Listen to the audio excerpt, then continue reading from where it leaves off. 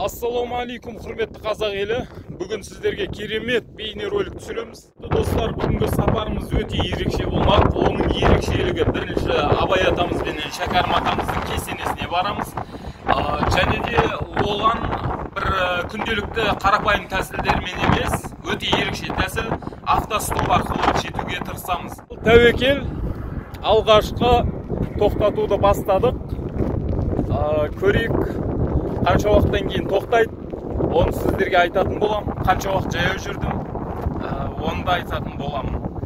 Сондықтан бүгінгі сапардың қызығынан құр қалмай, аяғына дейін көріңіздер.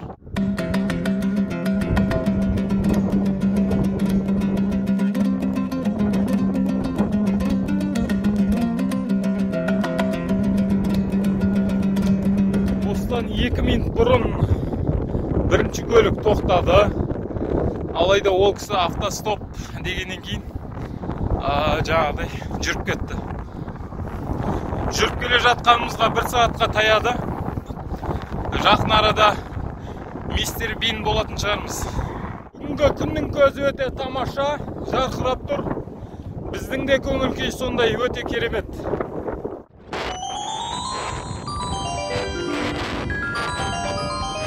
Желбіретіп көк туды, пойызыңды көк. Желбіретіп көк туды, пойызыңды көк. Құрметті достар, мінекей алғашқы көлікке отырдық. Тәте, есіңіз кім? Алма. Алма тәтеміз қай жерден боласыз? Келес. Тілектес деген ауылдан екен. Сол кісіге отырдық. Көптен көп рахмет. Құдай қаласа сапарымызды әрі қарай жалғастырамыз. Кейбір кісілер автостопты түсінбей тұрған шығар. Автостоп дегеніміз ол Еуропа, басқа да елдерде дамыған кішкене. Ол жалпы бір кісінің дөптеген мақсатына ақысыз, яғни тегін жетуі, жаяу жүре береді. Егер тоқтамаса, тоқтаған жағдайда алғысын білдіріп. Бірінші көлік жүргізушісі алатын пайда ол ұйықтап кетпеу, және де басқа кісімен танымайтын кісіменен елді мекендер жайлы басқа да әңгімелер, ортақ әңгімелер пайда болады. Яғни бізді тегін апарған үшін ол кісінің алатын пайдасы сол. Ал бізде пайда өзіміздің мақсатымызға, және де көптеген кісілермен танысып, көптеген жерлерді көріп тамашалаймыз. Тәуекелсіз тәубасыз оңамадым ай, пенде барма заманы тонамаған жан Алла, Алла, жан Алла. Құрметті достар, Тілектес ауылына да келдік.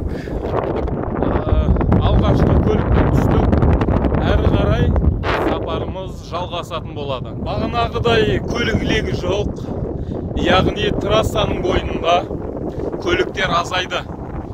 Құрметті көрермендер, сіздерге бір сұрақ. Егер сізде көлік болса, осындай автостоп арқылы жүрген кісілерді алар ма едіңіз? Ақысыз, яғни. Ол кісілерден әңгіме естейсіз, көрген білген жерлерін айтып отырады. Ал сіз оған қалай қарайтын едіңіз? Әлде алмай, ондайды құп көрмейсіз бе? Пікірге жаза кетсеңіздер, көптен көп рахмет. Араны кең ажалдың аузына жаным, ауызына ай, адам шіркіні қаңбақтай. Құрметті достар, екінші көлікке отырдық. Екінші көлікте жас Тілек ағамыз.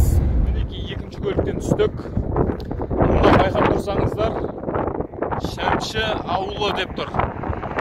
Бұл жақтағы Шәмші ауылы, ол сіздер ойлағандай Шәмші Қалдаяқов атамыз емес. Бұл жердегі Шәмші деген кісі бай бағлан кісі болса керек, ертеде өткен. Сол бұрынғының байлары халыққа қол ұшын созып, бір бай, бір ауылды асырап отырған дейді ғой жаңағыдай. Сол кісінің атына қойылса керек, сондай жақсы істерін халық бағалап, солай қойса керек. Жақсының аты өлмейді деген осы шығар бәлкім. Жолына жардың көз талдау, ыршықтан жанды өрт шалдау. Жібермейді ай нәпсі жау, жетейін десем жан Алла, Алла, жан Алла, Алла, Алла. Allah Can Allah Жолым шалғай ғұмыр Ассалаумалейкум. Автостоп по пути. IT Батыр. Мінекей достар, үшінші көлікке отырдық. IT Батырға қарай жүреткен, сол жақтан түсіп қалып, ары қарай сапарымызды жалғастырамыз. Есіңіз кім болды? Әділет деген ағамыз. Мінекей достар, IT ауылына келіп жеттік. Жетісу даласынан IT деген Батыр естеріңізде болар. Сол кісінің атына берілген екен бұл ауыл. Өз далаңыздың, өз өткен жеріңіздің, аумағыңыздың тарихын біліп жүрсеңіз, құптарлығыз. Мінекей жаңағы ағамыз қайтадан бізді трассадан шақырып, үйге қарай шай ішіп шығуды айтты. Қазақта сөз бар ғой, наннан үлкен емеспіз деген. Осы ағамыздың жаңағы несіне көндігіп, Құдай қалса үйінде дәм тататын боламыз. Сосын ары қарай жалғастырамыз. Амансыздар ма? Иә, қайырлы күн. Шақырылмаған қонақ болып келіп қалдық. Ағамыздың несімен дәм татайық. Достар, кішкене танығып аламыз. Сосын ары қарай сапарды жалғастырамыз. Жаңа есіміңізді қайталап өтсеңіз бір. Әділет, е? Міне Әділет ағамыздың үйіндеміз. Бұл кісі арғынның ішінде бәсейін тейін екен. Және де бұл кісіден бір пікір сұрағым келіп тұр. Осылай автостоппен жүретін кісілерге, яғни жаңағыдай жаяулатып, ақысыз жүретін кісілерге көзі қарасыңыз қандай жалпы? Бұл керек деп ойлайсыз ба? Жолаушыларды енді мен постоянно тоқтап әкетіп тұрмын, ақшасын қарамай, батасын алып отырамыз. Қазір кезде жаңа көпшілік адамдар жүрек қатайып кетті дейді ғой, жаңа жүрек бұрында кезінде тас бауыр деген сөз бар еді қазақта. Сол сөз қазір енді көрініп отқан сияқты қоғамда. Бір-біріне жан ашымау, туған туыстың арасында қарым-қатынас азайып жатыр да. Осы Еуропадағы автостоп осындай нәрселер осы бір құндылықты кішкене қалпына келтіруге атсалысатын сияқты жаңа. Ақысыз жеткізіп, жаңағы бір рахмет алу, әңгімелесу, сырласу деген сияқты. Яғни адамның арасындағы қарым-қатынасты күшейтетін дүние сияқты. Сәкелаев арнасының көрермендеріне лайк басыңыздар. Қонақжай қазақ дейміз ғой. Соны әпкеміз, жаңа Әділет ағамыздың әпкесі екен. Мінекей барын қойып, не қылып жатыр қатты. Бұл қазақтың қонақжайлылығы жақын арада бітпей, Құдай қалса, одан да ары қарай заман дамыған сайын одан сайын қонақжай болады. Ерекше қонақжайлылыққа тап болдық. Көптеген қызықты әңгімелер айтылды. Осы IT ауылынан да шығып жатырмыз. Жалпы Шәкәрім атамыздың ит жайлы не бар ғой? Ит жайлы өлеңі бар ғой? Адамның шын досы жоқ иттен басқа деген. Сол қазіргі кейбір адамдарға қарағанда иттің де артық жерлері бар. Жаңа шаймен отырғанда біраз ит жайлы әңгімелер өрбіттік. Соның бірі әкесі ауырған кезде біраз уақыт больницада жатып келген кезінде үйіндегі иті сол кісі жаңағыдай келгеннен кейін үйге кіріп кетіп үйдің ішінде жатыр ғой, енді ол кісі жүре алмайды екен. Соның үстіне келіп отырып жылаған екен. Жылап, жаңағыдай жалап, қайта-қайта. Қанша жерден жаңағы итті жаман көріп, ит мінез деп жатамыз, бірақ кейбір адамдарға қарағанда иттің де өзіндік артық жерлері бар. Сондықтан адам деген атқа лайық болып, адами құндылықтарды ұмытпасақ. Иттің суицид жасады деген бір қызық әңгіме болды. Ол жаңағы бұл кісілерде бір ит болған екен кезінде. Ол ит ауладан секіремдеп шынжырға байлаулы тұрған ғой. Ауладан секіремдеп арғы бетіне секіріп жаңағы қоршаудың. Бірақ жаңағы жерге түспей, шынжырда ғой. Солай өз-өзіне қол жұмсаған екен.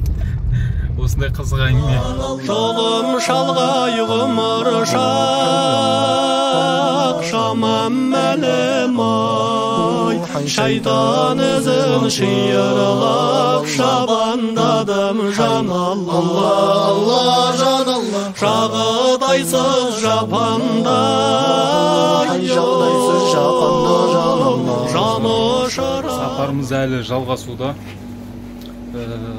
Осы Шәкәрім атамыз бен Абай атамызға бару жолында осындай қызықты оқиғалар, қызықты әңгімелер болып жатыр. Бұрын соңды көрмеген өңірлерді көріп, өзімізге кейсіміз дейді ғой, қазіргі таңда жаңа кейс, яғни жүрегімізге сондай бір көрген білген дүниелерді түйіп, ой қорытындылап жүрміз десек болады.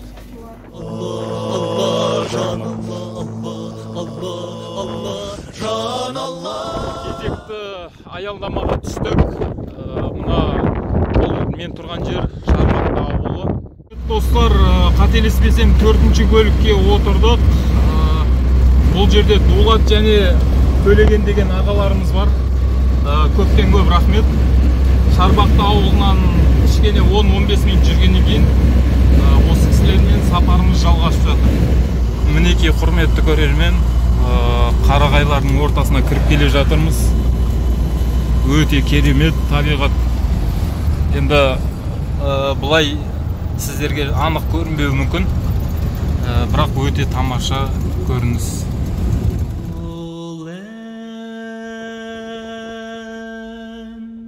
Қарағайлы мекенге де келіп қалдық. Өздеріңіз көріп тұрған қарағайлар өте тамаша. Бұл жердің ауасының өзі өте керемет. Қараңыздар. Қасқырға ұқсайды екен кішкене. Жатаға, жат. Неге осында итті кездесіп қалып тұғымызға. Кейбір кісілерге біздің мына жүрісіміз есі дұрыс емес адамды келтіретін шығар. Алайда біздің кезіндегі ата-бабамыз бұл автостоп дегенді керемет өрнегін көрсеткен. Ол кісілер алыс сапарларға шыққанда кейбір ауылдарға тоқтап, сол ауылдың кісілері қонақ етіп, құдайы қонақ болып, одан кейін кейбір кісілер тіптен атын алып қалып өзінің басқа шаршамаған атты беріп, сондай бір керемет нені көрсеткен. Бұл адамдардың бір-біріне деген керемет қарым-қатынасын арттыратын дүниелер. Сондықтан бұл автостоп Еуропадан шыққан бір ерекше нәрсе емес. Ол біздің ата-бабамыздың өмір сүру салтынан, дәстүрлерінен көруге болады. Ары қарай жалғастырамыз. Құрметті достар, мына Семейге бара жатқан Абай және Рамил атты бауырларымызды көріп, 5-ші көлік осы болды. Сол кісілердің сапарды ары қарай сол кісілермен жалғастыратын боламыз. Абай бауырымыздың керемет бір жаңағы өнеге алатын бір дүниені естіп қалдым.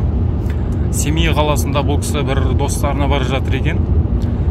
Ол досы туған күні болған себептен осы шығыс өңіріне жан жақтан келген достарын, осы шығыс өңірінің керемет жерлерін және де ұлы тұлғаларын экскурсиялап ұйымдастырып жатыр.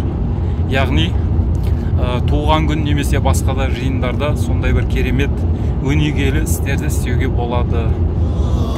Жолына жардың көз талдау, ұршықтан жанды өрт шалдау. Жібермей дайын әпсі жау, жетейін десем жан Алла. Жан Алла, Алла, Алла, жан Алла. Жолым шалғай ғұмыр шақ, шамам мәлім ай, шайтан ізін шиырлап шабанда. Аялдамаға келдік, кішкене тоқтап тынығып жатырмыз. Ары қарай сапарымызды жалғастырамыз.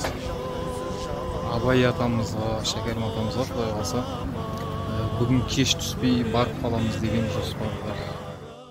Жан Алланың арманы, жан Алла, жолына жардың көз талдау, ышықтан жанды өрт шалдау. Жібермей дайын әпсі жау, жетейін десем жан Алла, жан Алла, Алла, Алла, жан Алла.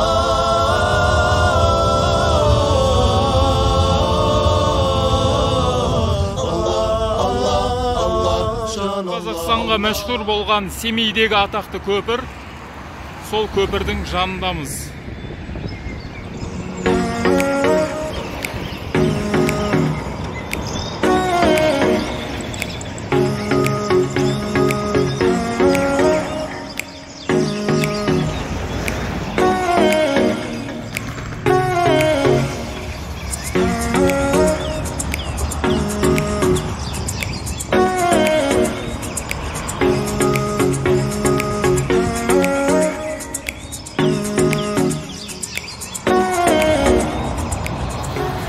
Құрметті достар, қазіргі кезде мына автостоптың чегін көрсеміз, перекус дейді ғой. Ағылшынша айтып жатырмыз, орысша айтып жатырмыз, перекус, чек деп. Соның қазақша атауы бар. Ол жүрек жалғау. Біздің автостоптың бюджеті осындай болғандықтан, жүрек жалғау қазақша айтсақ, сол осы. Яғни өзгеден бір дүниені өте керемет санамай, біздің қазақта бар нәрселерді солай қолдансаңыздар болады негізі. Яғни жүрек жалғау бұл. Семейде жаңбыр жауып жатыр. Біз сапарымызды жалғастыра береміз. Семей қаласының ішіндегі аялдамада автобус күтіп отырмыз. Сол автобуспенен қаланың сыртына қарай шығатын боламыз. Сол жақтан толық автобустамыз. Әпкелеріміз, ағаларымыз, Абайдың туған жері, Әуезовтің туған жерлерін айтып, ақыл кеңестерін беріп, жол сілтеп жатыр. Құрметті достар, қателеспесем, 6-шы көлікке міндім. Дәурен және Қуат деген бауырларымыз сол кісілермен бірге Семей қаласының сыртынан отырып, Құдай қаласа Абай атамызға қарай.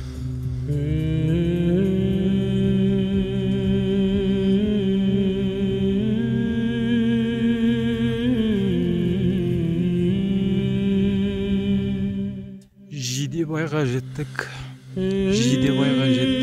Яғни Абай атамыздың қайтқан жеріне жақынбыз. 10 шақырымдай қалды. Сол даланың керемет көріністері.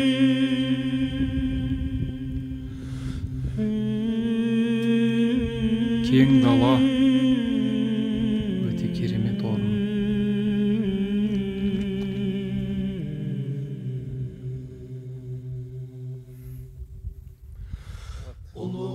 Өте сондай керемет әсердемін. Келе жатып, Жидебай ауылының біраз жүргеннен кейін мына Дулат деген ағамыз кездесіп қалды.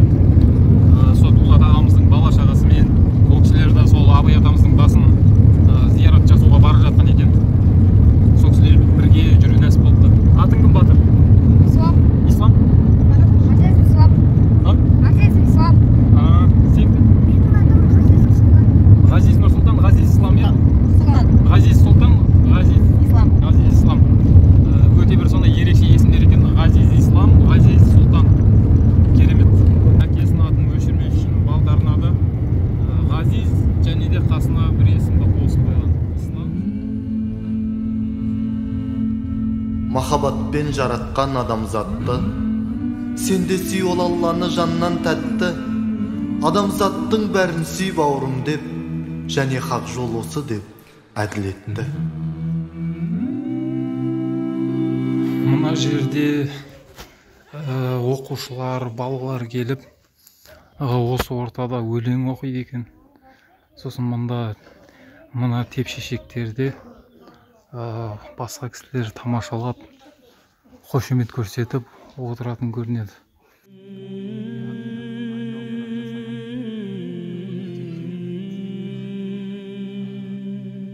Креатив қосылған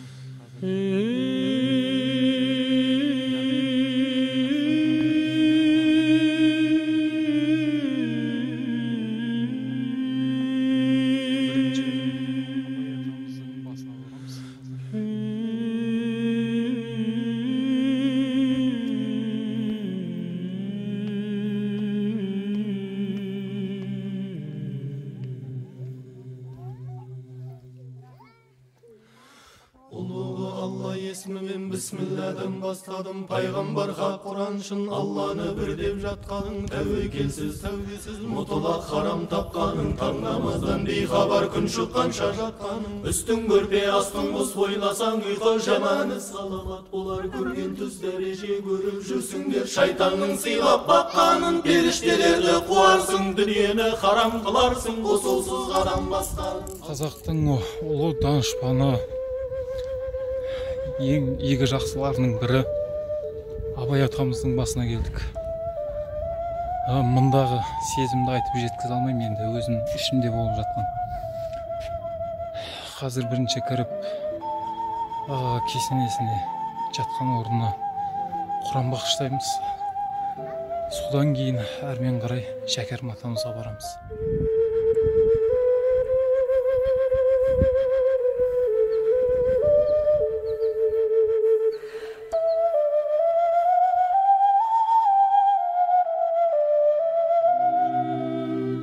Кеше балың, келдің ғой талай жасқа, көз жетті бір қалыпта тұра алмасқа.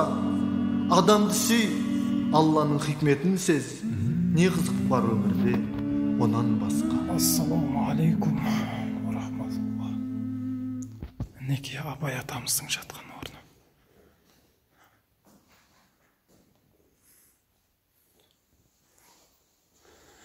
Я Раббым,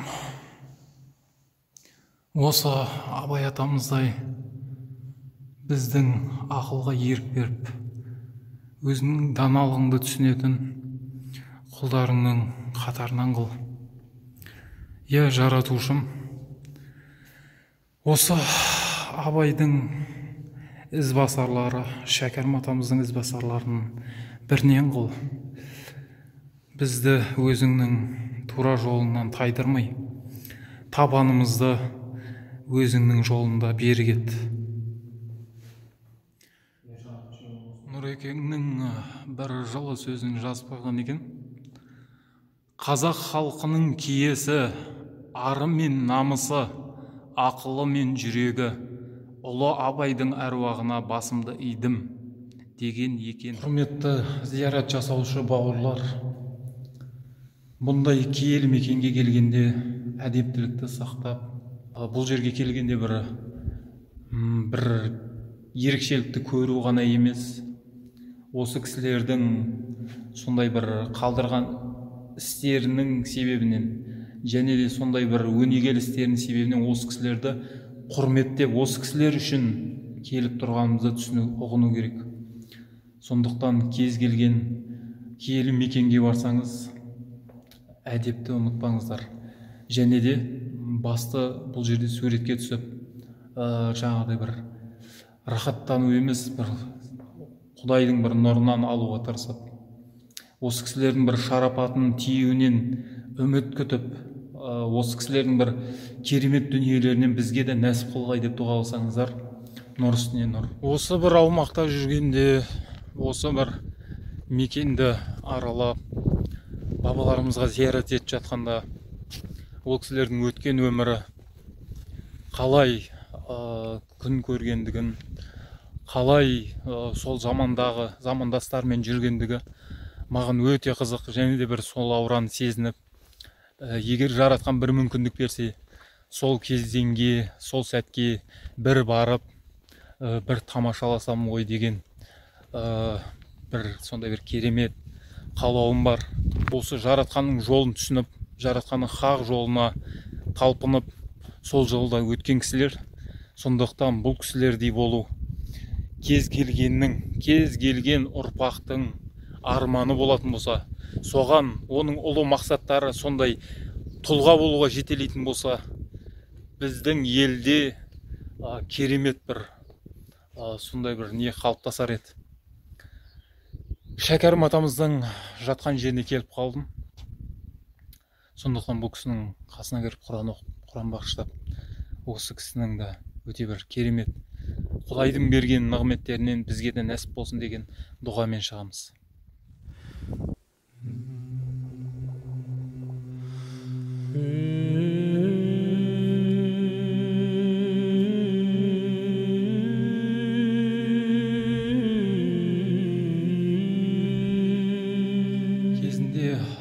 атамыз өзінің жасы келіп қалғанын біліп, кейбір өлең шумақтарында айтып жатады, өлең жолдарында, қолымда уақытынан кеш жермедім деп.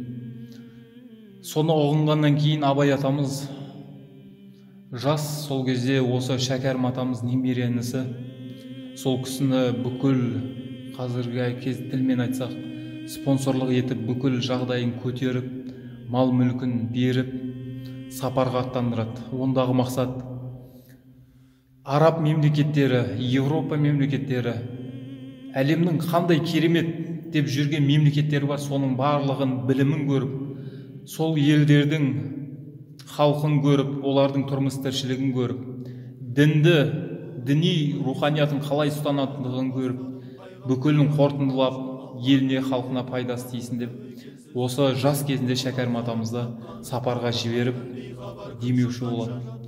Сол Шәкәрім атамыз Мысыр, Египет және де басқа да арабтың қандай бір керемет мемлекеттері болса, кітапханалары болса, солардың барлығын аралап, кітаптарын оқып, және де сол кездегі ең дамыған деген Еуропаны аралап, көріп, қорытынды ой түйіп, өзінің сыр сөздерін шығарады. Және де соңғы шақтарында Шәкәрім атамыз Саят Қора деген мекенге жиі кететін болған, отбасынан жырақтап, ауылынан жырақтап, жаратқанға жеке құлшылық жасау мақсатында. Сол Шәкәрім атамыз міне осында жатыр. Ол кісі біздің қазіргі оқып жүрген діни болсын, дүниеви болсын көптеген еңбектерді оқып, саралап, қорытынды жасап, өзінің кереметтей сыр сөздерін жазып қалдырды. Ол кісінің сыр сөздерін ұғыну үшін руханиятқа шынайы кіре білу керек. Сол кезде түсінеміз. Ол кісінің әрбір сөзі біз үшін баға жетпес байлық, біздің өмірімізге, руханиятымызға көптеген өзінің пайдасын тигізетін құнды байлықтар. Сондықтан осындай ұлыларымызды, осындай қаймақтарымызды бағалап, бір кереметті сырттан іздемей, кереметті өзіміздің бұрынғы өткен ата-бабамыздан қарау керек. Ал ол кісілер қасиетті Құран кәрімнен бастап, пайғамбарымыз саллаллаху алейхи вассаламның жүрген жолына бағытталып, сол кісінің айтқан дүниелерін өте жоғары деңгейде түсініп, соны практика жүзінде, өз өмірлерінде қолданып, жаратқанның шынайы құлы болуға, жаратқанның дидарымен қауышуға мақсат тұтып, соны өмір жолында серік еткен жандар. Сондықтан біздің де басты мақсатымыз сондай керемет нығметтерді берген жаратқан дидарын көру болу керек. Осы менен біздің Шәкәрім атамыздың бейітінен шығамыз. Алла тағала кейінде нәсіп қылып, осындай еліне жеріне пайдасын тигізетін, жаны ашитын, өзінің тура жолындағы қолдарын көбейткей, ұрпағымызды осындай қасиетті кісілердің ұрпағы қылдырғай. Алла тағала қате кемшілігімізді кешірсін, жаратқан еліміз жерімізге амандық берсін, осындай ерлеріміз көп болсын. Allah la ilaha illallah hasbi rabbi jallallah nuri ahmad sallallah nawr qalbi ya Allah la ilaha illallah Hak Rasul'nun sünnetin Hoca Ahmet'in mindetin Öşüre görmen yürekten Öşüre görmen yürekten Öşüre görmen yürekten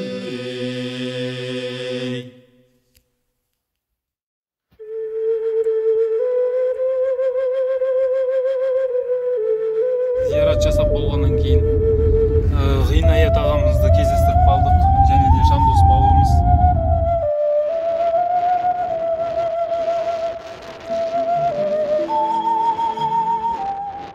Абай мен Шәкәрім атамыздың берік шетінде қайтып келе жатқан жолдарына Ерден ағамыз бізді жеткізді Семейге дейін. Ерден ағамызды бір аға дейтін себебім өзіме жақын тартып қалдым. Себебі Абай Шәкәрім аталарымыздың жағы өлеңін жатқа айтып, Абай атамызға деген махаббаты бар екен. Аға енді бір жастарға бірдеңе айта салыңыз. Бір өнегелі, бір... Өнегелі бәрін Абай атамыз айтты ғой. Абайдың кітабын оқысын жастар. Өмірге деген жол, бағдар бәрі Абайдың кітабында бар. Абай атамыз бәрін Құраннан, Алла тағаланың әмірлерін қара сөздермен, өлеңдермен біздің қазағымызға қазақтың жалпақ қара тілімен жеткізген ғой өлеңімен. Сол жастарға айтарым, ақ жол бәріне. Ерден ағамыздан осы бір кеңес. Өзімшіл адамдыққа нәпсім асыл зұлымдық сол үйретер айлатасы жаралған бойыңдағы бар мүшеңнен таз ұстай білесең егер жүрек асыл жүректі өте қиын таза сақтау оған жат зорлық қулық арбап алдау арамдық жалғандықты ол сүймейді мақсаты таза жүрек арды жақтау махаббат мейірім ынсап қанағатты қарият қайрат жігер сабыр сақтық таза ой таза ақыл таза ниет сақтайтын осыларды жүрек сандық әрине ой